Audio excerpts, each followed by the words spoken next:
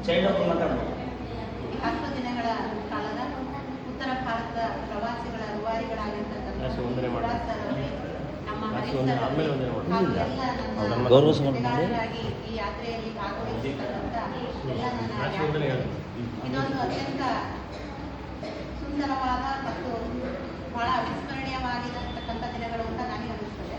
ಪ್ರತಿದಿನ ಕೂಡ ಆರಂಭವಾಗುವುದು ಕೆಲವೊಂದು ನಿರೀಕ್ಷೆಗಳಿಂದ, ಪ್ರತಿದಿನ ಮುಗಿಯುವುದು ಕೆಲವೊಂದು ಅನುಭವಗಳಿಂದ ಅಂತ ಹೇಳಿ. ಹಾಗೆ ಈ ಯಾತ್ರೆ ಮಾಡಬೇಕಾದ್ರೆ ಕೆಲವೊಂದು ಅನೇಕ ನಾವು ಎಕ್ಸ್ಪೆಕ್ಟೇಷನ್ಸ್ ಅನ್ನ ಇಟ್ಕೊಂಡಿದ್ವಿ.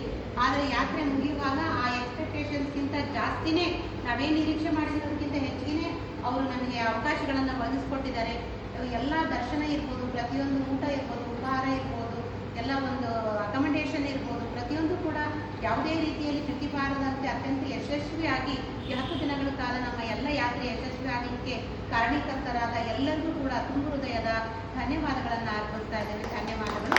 ಅದೇ ರೀತಿಯಾಗಿ ನಮ್ಮ ಹರೀಶ್ ಸರ್ ಇರ್ಬೋದು, ಮತ್ತು ಈ ನಮಗೆ ಪ್ರತಿದಿನ ಹೊತ್ತಿಗೆ ಊಟವನ್ನು ಬಡಿಸಿರ್ತಕ್ಕಂಥ ನಮ್ಮ ಅಡುಗೆ ಸಿಬ್ಬಂದಿಯವರು ಇರ್ಬೋದು, ಮತ್ತು ವಾಹನ ಚಾಲನೆ ಮಾಡ್ತಕ್ಕಂಥ ಡ್ರೈವರ್ ಇರ್ಬೋದು, ಮತ್ತು ಎಲ್ಲ ನನ್ನ ಸಹೋದರರು ಕೂಡ ನಾವು ಅತ್ಯಂತ ಸಂತೋಷದಿಂದ ಒಂದೇ ಮನೆಯವ್ರ ಥರ ಇದ್ವಿ. ಬರುವಾಗ ಏನಪ್ಪ ಪರಿಚಯ ಆಗಿಲ್ಲ ಅಂತ, ಬಟ್ ಇವತ್ತು ಬಿಟ್ಟು ಹೋಗ್ಬೇಕಂದ್ರೆ ಭಾಳ ಮನಸ್ಸಿಗೆ ಬೇಜಾರು ಅನ್ನಿಸ್ತಾ ಇದೆ. ಈ ಮುಗಿದೋಯ್ತಾ ನಮ್ಮ ಯಾತ್ರೆ ಇನ್ನೊಂದು 4 ದಿನ ಇರಬೇಕಾಗಿತ್ತು ಅಂತ.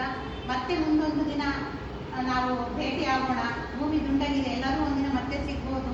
ಹಾಗೆ ನಮ್ಮ ಈ ಒಂದು 10 ದಿನಗಳ ಕಾಲದಲ್ಲಿ ನಾವೇನು ಕಳೆದಿರ್ತಕ್ಕಂಥ ಅನುಭವಗಳು ಮುಂದೆ ನಮ್ಮ ಜೀವನದಲ್ಲಿ ಯಾವಾಗಲೂ ಕೂಡ ಅವಿಸ್ಮರಣೀಯವಾಗಿರ್ತವೆ.